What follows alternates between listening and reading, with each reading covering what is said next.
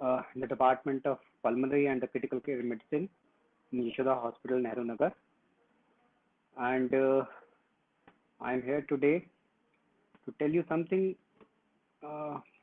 about the post-COVID complications, not the COVID things. Patients को क्या क्या प्रॉब्लम्स आ रही हैं पोस्ट कोविड के बाद या कोविड से ठीक होने के बाद, या पेशेंट क्या परेशानियां फेस कर रहे हैं कोविड से ठीक होने के बाद। तो आज हम उस पर बात करेंगे, क्योंकि कोविड के ऊपर कोविड क्या है, कोविड की दवाइयां क्या है, कोविड से कैसे बचा जाए, ये लास्ट 1-1.5 साल से हम बात कर ही रहे हैं। जिस चीज़ से बात नहीं हो रही है वो ये है कि जब कोविड से पेशेंट ठीक होकर घर चला जाता है तो वो क्या परेशानियां फेस करता है। ये सिर्फ पेशेंट के लिए प्रॉब्लमेटिक नहीं है, ये पेशेंट के डॉक्टर या पेशेंट के ट्रीटिंग फिजिशियन के लिए भी प्रॉब्लमेटिक है। क्योंकि हम सबका एक जनरल परसेप्शन है कि कोविड तो 15 दिन में ठीक हो जाएगा। कोविड 15 दिन में ठीक नहीं होता है।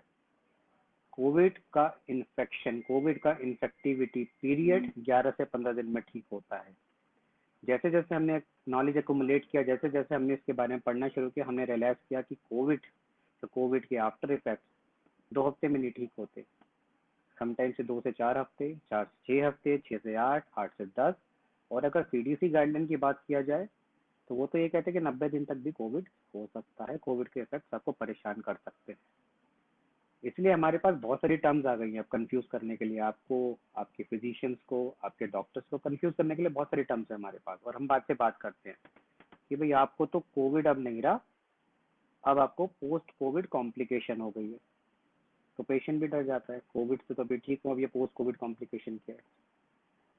फिर हम बोलते हैं आपको पोस्ट कोविड सिक्वली हो गई है, आपको पोस्ट एक्यूट कोविड सिंड्रोम हो गया है, आपको पोस्ट कोविड सिंड्रोम हो गया है, आपको लॉन्ग कोविड हो गया है। तो हम इस सबको नटशेल में एक बात कर लेते हैं।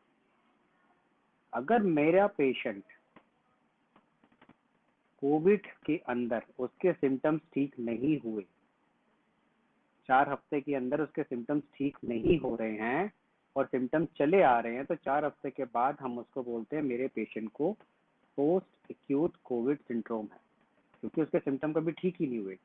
हाँ, कोविड की इन्फेक्शन ठीक हो गया होगा। अगर मेरा पेशेंट चाहे वो माइल्ड रहा हो कोविड, चाहे मॉडरेट रहा हो, अगर उसका कोविड का इन्फेक्शन ठीक हो गया और पेशेंट भी ठीक होने लगा, रूटीन अपनी एक्टिविटी में आ गया, लेकिन उसको फिर बाद में कुछ कॉम्प्लिकेशंस आई, लाइक उसको दोबारा से बुखार आया, दोबारा से खांसी बढ़ गई, शॉर्टनेस ऑफ ब्रेथ या थकान बढ़ गई, या उसको कोई और कॉम्प्लिकेशन आ गई, इसको हम बात करते हैं पोस्ट कोविड कॉम्प्लिकेशन। क्योंकि इसके बीच में गैप आया है जिसमें पेशेंट ठीक हुआ था, या लॉन्ग कोविड की बात कर सकते हैं। ठीक है। तो जनरल भाषा में बात किया जाए, जनरल आदमी के लिए बात की जाए, तो हम इनको बोलते हैं लॉन्ग हॉलर्स। लॉन्ग हॉलर्स का मतलब वो होता है जिनके अंदर परेशानियां 2 से 3 महीने तक रहती हैं। ठीक है। तो first of all I want to say this thing to you कि don't take your covid as a बीमारी, as a disease which can disappear within 15 days. क्योंकि वहीं से डर शुरू होता है हमारे अंदर कि यार मेरी बीमारी ऐसी थी जो 15 दिन में ठीक हो जानी चाहिए थी, ये मुझे 21 दिन बाद फीवर क्यों आया, या 1 महीने बाद फीवर क्यों आया। ये आ सकता है, और as a physician, as a doctor, as a family physician, ये हमारी ड्यूटी बनती है सब डॉक्टर्स की कि अपने पेशेंट को रीअश्योर करें कि पहले 1 साल पहले जैसे हम बात करते थे कि 10 दिन के अंदर, 15 दिन के अंदर कोविड ठीक हो जाता है, it is not like that. Covid जो है आगे चल के भी परेशान कर सकता है, क्योंकि रीएश्योरेंस या रीएश्योर करते ही आधे से ज्यादा प्रॉब्लम पेशेंट की सेटल हो जाती है। और मोस्ट ऑफ द टाइम हमने देखा है, या मेरे एक्सपीरियंस के अंदर हमने देखा है कि most of the time if you reassure your patient after examination, obviously if you reassure your patient, so most of the time patient does not require any other added medication.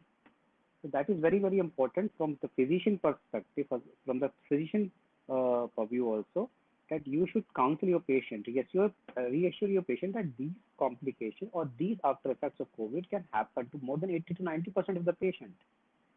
Okay.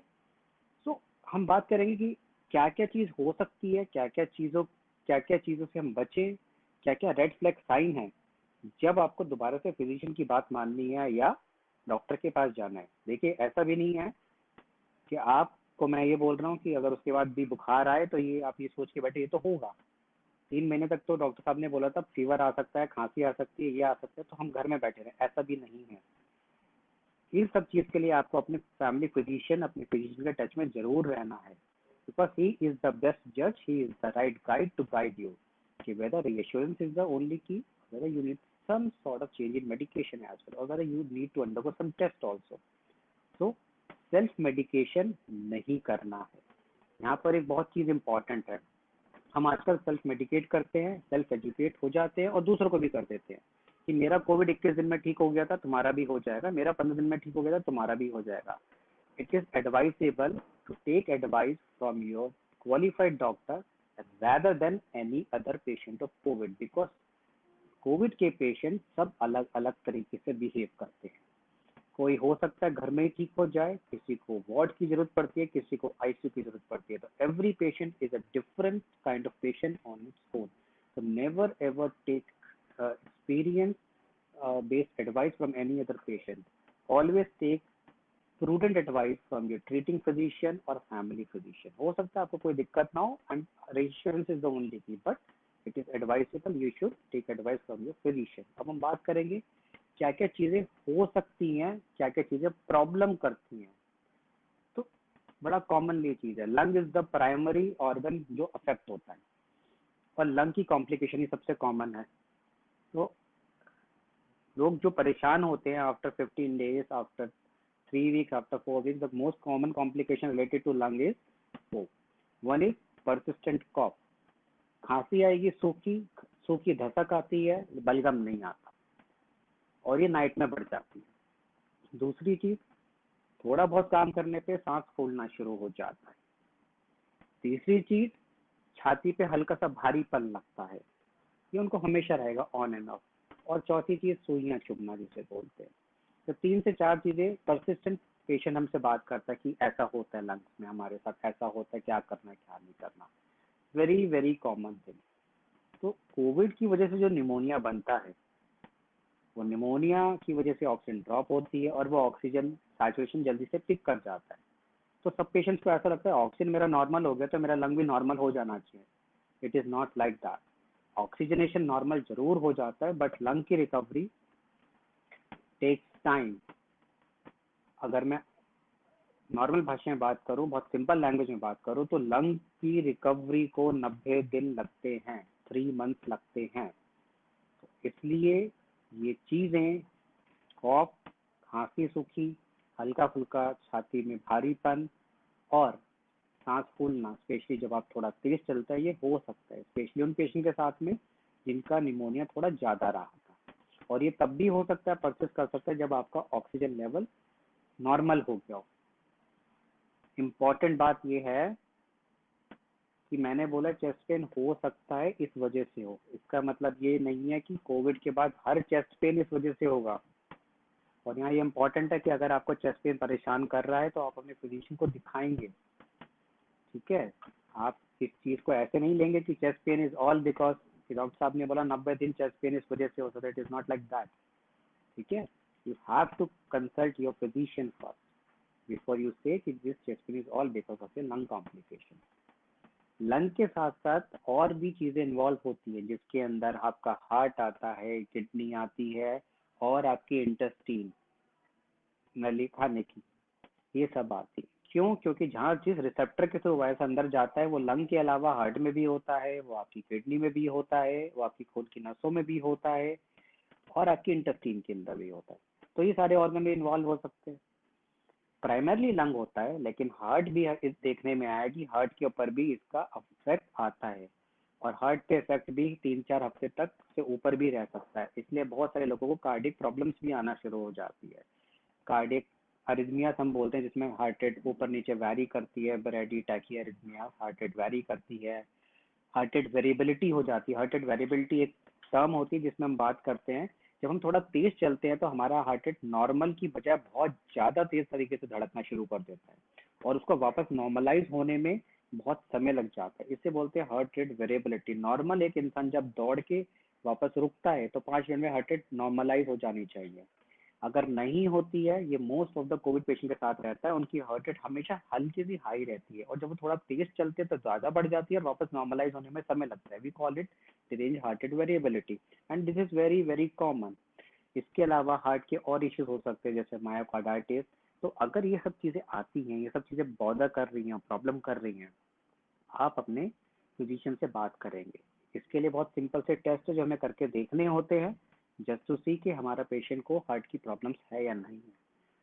इनके अलावा अगर हम बात करें तो बीच बीच में diarrhoea होना, blotting sensation आना, गैस्ट्राइटिस होना, ये सब जीआई कॉम्प्लिकेशंस होती है पेशेंट के साथ, जो ड्रग्स के साइड इफेक्ट्स होते हैं और जो पोस्ट वायरल कॉम्प्लिकेशंस भी हो सकती हैं। मल्टीपल एंटीबायोटिक्स आपने ली होती है, मल्टीपल ड्रग्स आपने ली होती है, जिनके इफेक्ट्स बाद में झेलने पड़ते हैं, और it is all because of viral post viral symptom as well. So these are the things which needs to be taken care, which आप जो आपको अपने फिजिशियन से बात करके बताना है। इसके अलावा न्यूरोलॉजिकल कॉम्प्लिकेशंस भी होती है। The most common thing that we have seen is persistent headache. ये परेशान करते हैं लोगों को।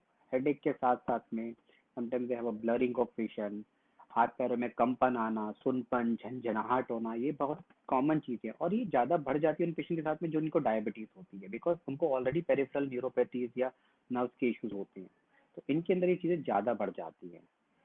सो दीज आर द थिंग्स जो परेशान करती है थोड़े लंबे समय तक के लिए। इसके अलावा एक और चीज़ है जो पेशेंट्स को परेशान करती है कि उनका फीवर नहीं जा रहा होता, फीवर आ रहा होता है, जा रहा होता है, आता है, लो ग्रेड फीवर आ रहा होता है।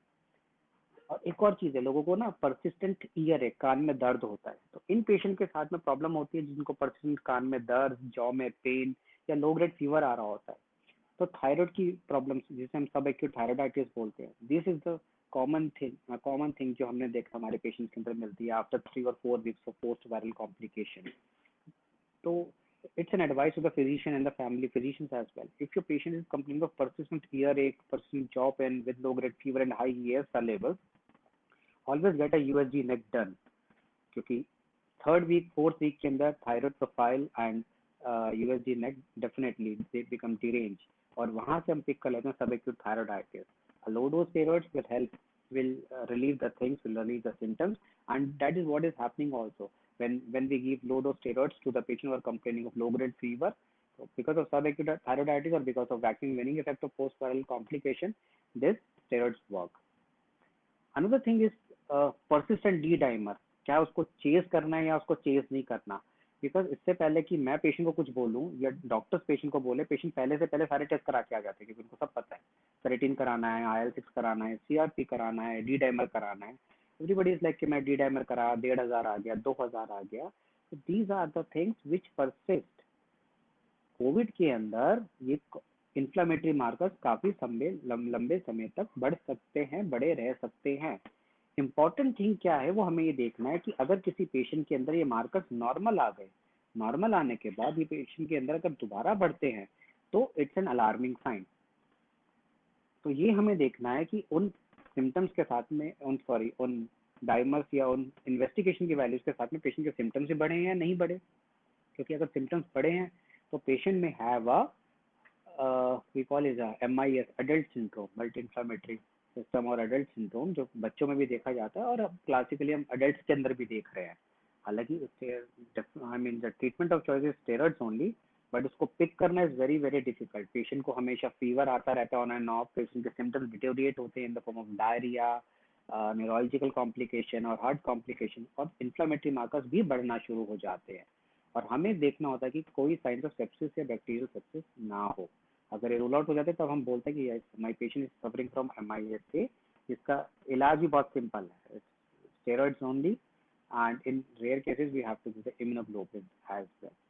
तो अगर ये कॉम्प्लिकेशंस की बात की जाए तो ये बहुत ज़्यादा नहीं है, बहुत सिंपल है, but we have to segregate each and everything.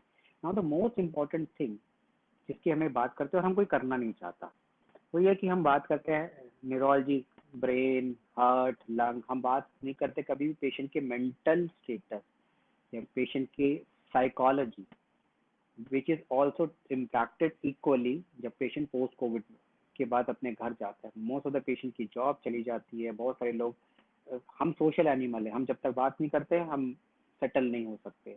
Most of the patient are caged in the hospital, वो हॉस्पिटल के अंदर आइसोलेटेड रहते हैं, फिर वो घर आके आइसोलेट हो जाते हैं, you don't have people to talk. तो patient will remain in anxiety, depressive, sometimes agitated state.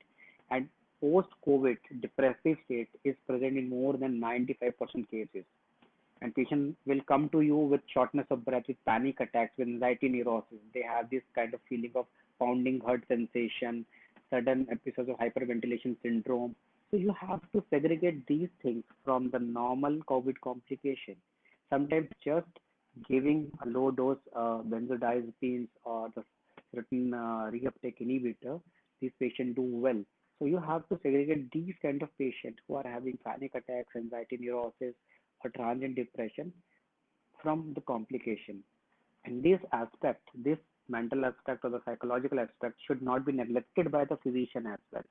और एज अ पेशेंट ऑल्सो आपको भी अपने फिजिशियन से ये बात खुल के करनी है कि ये चीजें आपके साथ अभी होनी शुरू हुई है, पहले नहीं थी. द क्लासिकल थिंग ये एपिसोडिक होती है, ये आएंगी और जाएंगी. It has nothing to do with the exertion. ये सोते समय आ सकती हैं, खाली बैठे समय आ सकती है, रिलैक्स करते समय आ सकती है, रादर देन जब पोस्ट कोविड कॉम्प्लिकेशन लंग वाला जो है, जो इसमें पेशेंट जब एक्सर्ट करते हैं तब आती हैं, जब हार्ट की इश्यूज आते हैं. तो these are the small small things जिस पे हमें बात करनी चाहिए, हमें देखना चाहिए. एक पोस्ट कोविड पेशेंट को जब वो नॉन इन्फेक्टिव हो जाता है उसको छोड़ना नहीं चाहिए, उसको फॉलो करना चाहिए as a doctor. As a patient मैं भी आपको यही बोलूंगा कि आपको केयरलेस नहीं होना है कि आपका कोविड ठीक हो गया तो आपको आगे कुछ नहीं हो सकता. आपको अपने डॉक्टर के टच में रहना है, उससे छोटी छोटी बातों पे पूछना है, क्योंकि आपका डॉक्टर आपको ज्यादा अच्छे से एडवाइस करेगा. डोंट हाइड योर सिम्टम्स, क्योंकि ये सिम्टम्स हो सकता है आगे जाके बढ़ जाएं. देयर आर फ्यू थिंग्स जो बड़े नॉर्मल हो सकते हैं, like fatigue, weakness, little bit of cough. ये ओवर टाइम ठीक हो जाते हैं अगर आप एंड्योरेंस बढ़ाना शुरू कर देते हैं, आइसोमेट्रिक एक्सरसाइज करते हैं, ब्रीदिंग एक्सरसाइज करते हैं, देन ये धीरे धीरे खत्म हो जाते हैं. अब अगर ब्रीदिंग एक्सरसाइज की बात आई है तो इट इज वेरी सिंपल.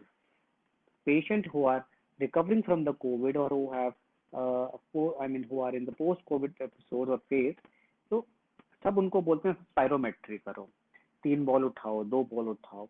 मैं बस सिंपल सी बात करता हूँ कि आपको ब्रीदिंग एक्सरसाइज करनी है.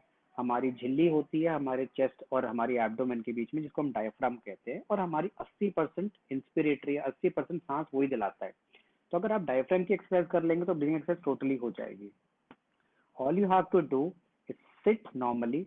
आपके हाथ आपके घुटनों पे रेस्ट करेंगे और आपने बहुत स्लो और डीप ब्रीथ करना है वाया नोज.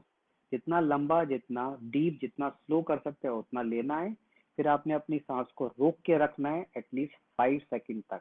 आपने मन ही मन में 5 तक गिनती गिननी है and then you have to exhale. सांस छोड़नी है मुंह से, जैसे हम सीटी बजाते हैं. सांस छोड़नी भी आपने स्लो एंड धीरे धीरे करके है. ये अगर आप 5 से 10 मिनट करते हैं तो ये सबसे अच्छी एक्सरसाइज है आपके डायफ्राम के लिए. अगर आप ये करते हैं तो आपका डायफ्राम एक्टिवेट हो जाता है बहुत अच्छी तरीके से, जो नहीं हो पा रहा होता है जब आप कोविड से जूझ रहे होते हैं, क्योंकि diaphragm is the only muscle which gets impaired when you have COVID. So COVID के बाद आपने अपने डायफ्राम को ही जो है स्ट्रॉन्ग करना होता है, एक्टिवेट करना होता है, सो दैट ये सब चीजें ना हो. बहुत सारे लोग बोलते हैं कि जब हम लंबी सांस खींचते तो हमारी सांस अटक जाती है, रुक जाती है. ये इसीलिए होता है क्योंकि डायफ्राम जो होता है अच्छे से काम नहीं कर रहा होता. Diaphragm is the only muscle जो आपको डीप ब्रीथ करा सकता है. शैलो ब्रीथ करा रहा है, अगर शैलो ब्रीदिंग हो रही है इसका मतलब diaphragm is not working optimally और फंक्शनली. तो हमें इस चीज पे भी ध्यान रखना है. Most of our COVID patient are actually complaining of this thing कि मेरे को सांस पूरी नहीं आती, खिंच के आती है. तो उनको इसी चीज पे ही काम करना है. Another thing is very very important. आपको लंबा दौड़ने वाली एक्सरसाइज नहीं करनी, आपको स्लो वॉक करनी है, बहुत लंबे समय तक करनी है. That means the pace of your walk should be very very slow but it should be long. Endurance बढ़ानी है आपने. अभी आपको मसल पावर नहीं बढ़ानी, एंड्योरेंस बढ़ानी है. जब एंड्योरेंस बढ़ जाएगी तो हम उसके आगे बात करेंगे. ओके. ट्रीटमेंट अगर बात करूँ पोस्ट कोविड के तो बहुत ज्यादा नहीं है. मैं वही बात कर रहा हूँ, most of the case 60% cases will be settled bye reassurance. In only few patients we have to give symptomatic treatment. In MIS, very rarely we have to give the steroid. specific complications of the organ will be tackled by the specialist only, like the cardiologist and the neurologist or the pulmonologist. So I would suggest you should always consult your physician, family physician, or the COVID care specialist. Thank you. This is just a small gist about the post-COVID complication. So let's take few questions.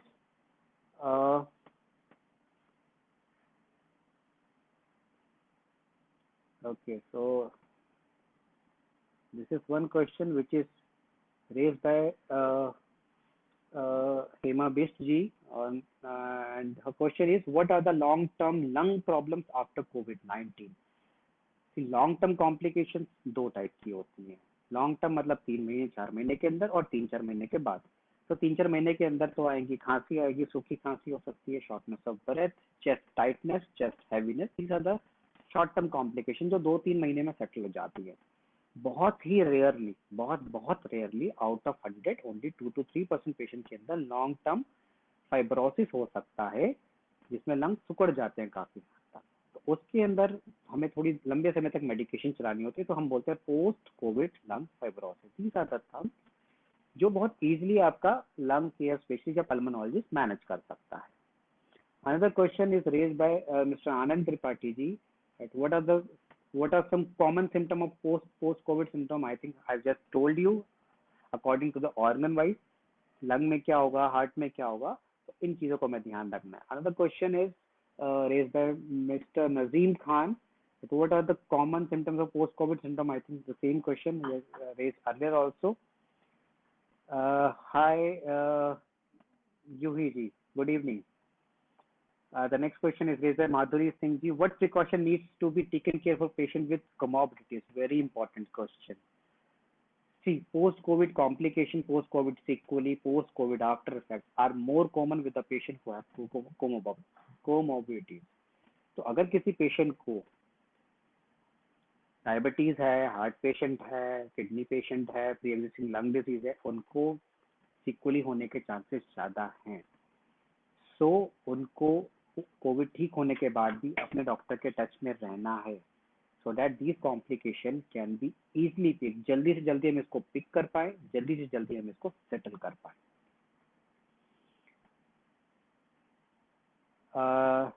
Next question is from Mr. Mukul Gupta. Is pulse rate of 91 normal or 35 years male? Yes, it is pretty normal, dear.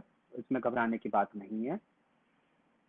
Next question is raised by Mr. Vishal Patel. I have severe pain in both calves after COVID recovery. It is very common. calf के अंदर pen होना दो चीज की निशानी होती है. One is fatigue. ये बहुत सारे लोगों को तब होती है जब वो बहुत लंबे समय तक काफ मसल को यूज करते हैं after Covid, like prolong standing, prolong walking, और समटाइम्स चेयर पे बैठने को भी काफ मसल यूज होती है, या आपका हाइड्रेशन कम है. तो काफ मसल में पेन तभी होता है जब ये दो चीजें परमानेंट हो. I would suggest you to take small break. Meanwhile you have to press your calf muscle with your hand passively after 2 or 3 hours. अगर आप चेयर पे बैठे हुए हैं, या फिर have ample amount of hydration, at least 2 to 3 liters a day. That will alleviate your symptoms. Next question is put up by Nisha Jain. The pulse rate is between 80 to 100 is normal or high? It is absolutely normal, so don't worry. Don't think much. The question is raised by Mr. Honeygill. Sir, will breathing exercise like pranayam, anulom vilom, extra can make COVID patient lungs strong? Wonderful question raised by Mr. Honeygill, and yes, answer is yes.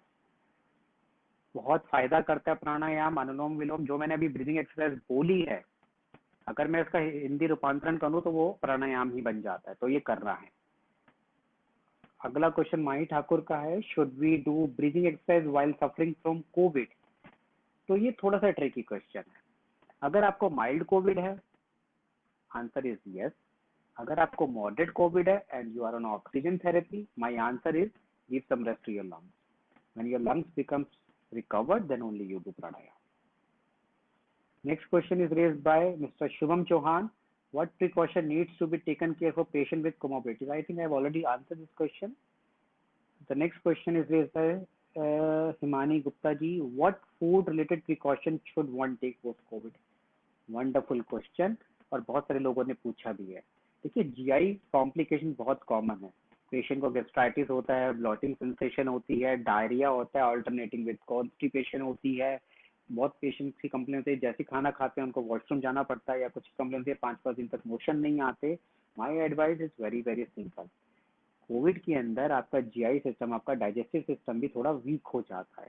तो next 2 और 3 weeks तक आप अपना खाना थोड़ा सा ऐसा रखेंगे जैसे आपको कोविड के टाइम में दिया जाता था।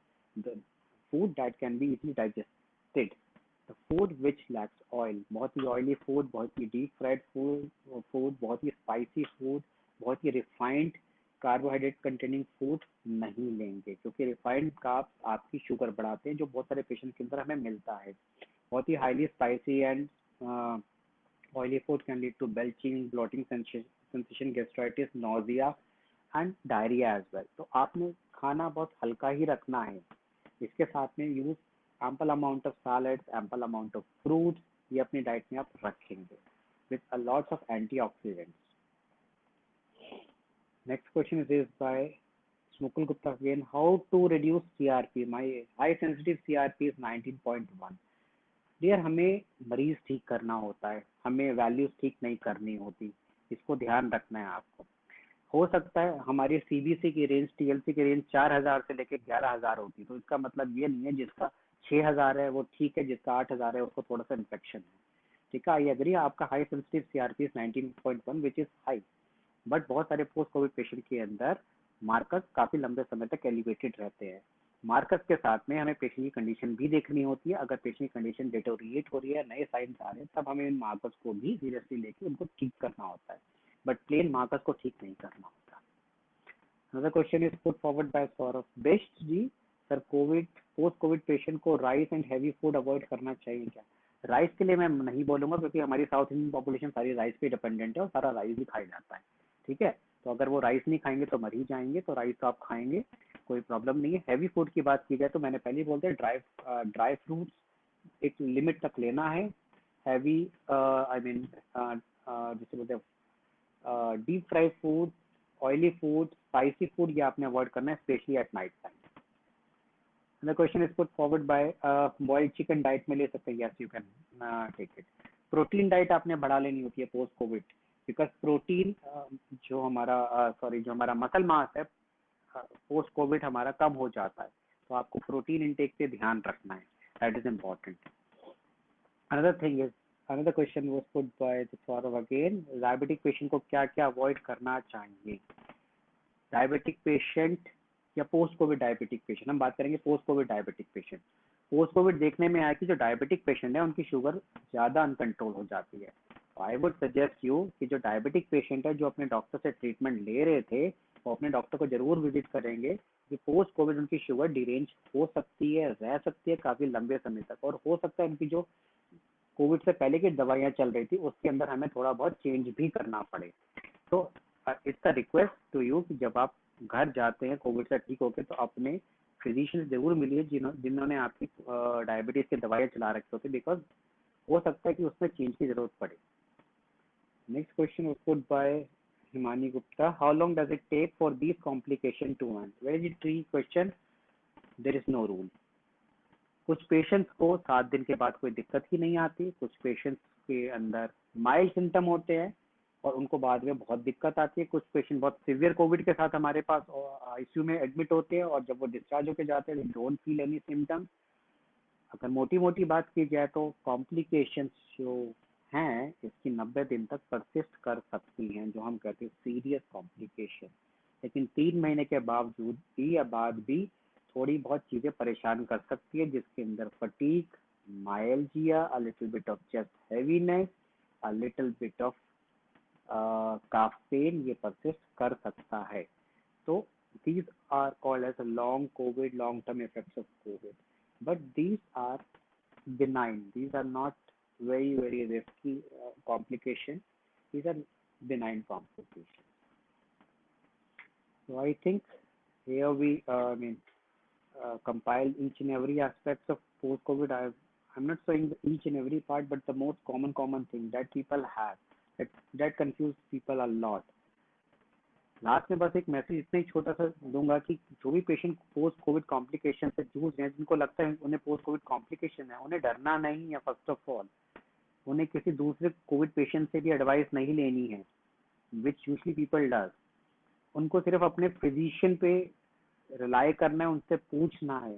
देखिए 100 में से 90 पेशेंट का रीएश्योरेंस से ही काम हो जाता है। सिर्फ 10% पेशेंट के अंदर हमें कुछ ब्लड टेस्ट कराने की जरूरत पड़ती है, और वो ब्लड टेस्ट आप अपने हिसाब से नहीं कराएंगे, अपने फिजिशियन के हिसाब से कराएंगे। I have seen a lot of patient जो मेरे पास पूरे टेस्ट का फाइल अप करके लेके आते हैं, जिसमें CBC, TLC, DLC, thyroid, lipid, हर प्रोफाइल होता है।